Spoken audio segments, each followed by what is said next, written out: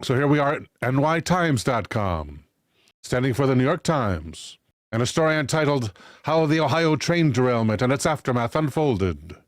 It's written by Christine Hauser. And Christine begins. On February 3rd, 2023, a Norfolk Southern train carrying toxic chemicals derailed in East Palestine, Ohio, igniting a fire and setting off fears of an explosion. The authorities carried out a controlled release and burn-off of some of the train's hazardous cargo.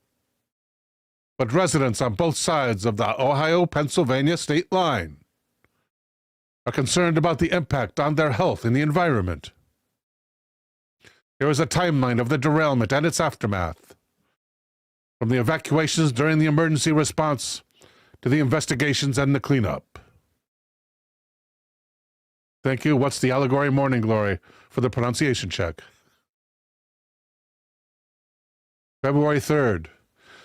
The train was on its way from Madison, Illinois to Conway, Pennsylvania, when around 9 p.m., 38 of its 150 cars derailed in East Palestine.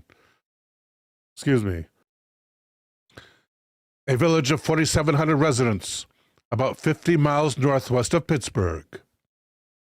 A fire ensued, damaging an additional 12 cars. Shortly after the derailment, between 1,500 and 2,000 residents were told to evacuate. 3 days later, Governor Mike DeWine of Ohio and Governor Josh Shapiro of Pennsylvania expanded the evacuation zone to a 1 mile by 2 mile area around East Palestine, on both sides of the line between the two states. On the same day, the authorities released toxic materials from 5 tankers, and the contents were diverted to a trench and burned off. The train was carrying chemicals and combustible materials, with vinyl chloride, a toxic flammable gas, being of most concern to investigators.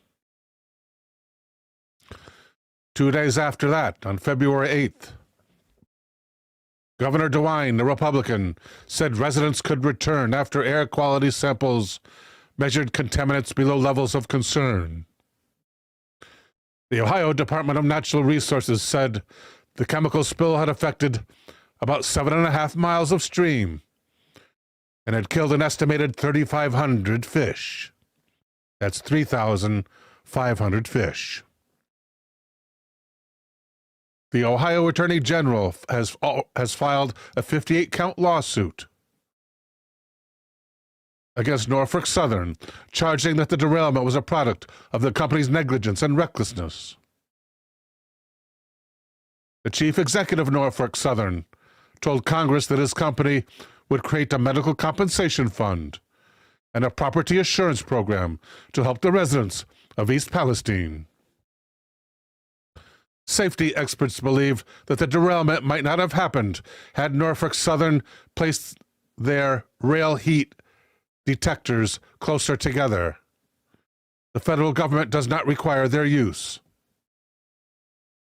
The National Transportation Safety Board opened a special investigation into Norfolk Southern's safety culture, mentioning 5 significant accidents, including the one in East Palestine, the company has suffered since December 2021. So 5 accidents in basically 2 years. Less than 2 years. 5 accidents in less than 2 years.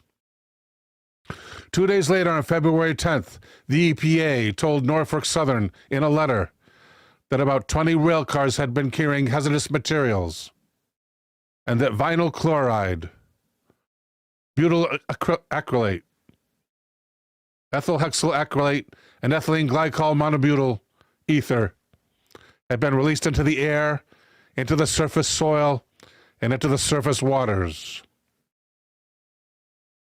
2 days after that, on February 12th, the EPA said that it had not detected contaminants at levels of concern in and around East Palestine, and that it found no breaches of quality standards after testing hundreds of homes. 3 days after that, at a meeting in East Palestine,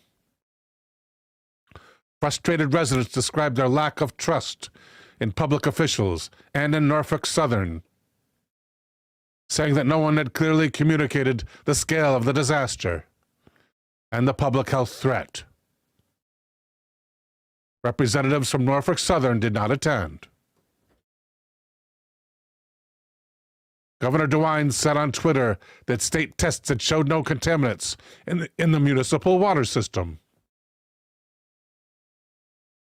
The following day, on February 16th, visiting East Palestine for the first time since the derailment, the EPA administrator, Michael Regan, said that residents with private wells should use bottled water until tests showed the well water was safe to drink.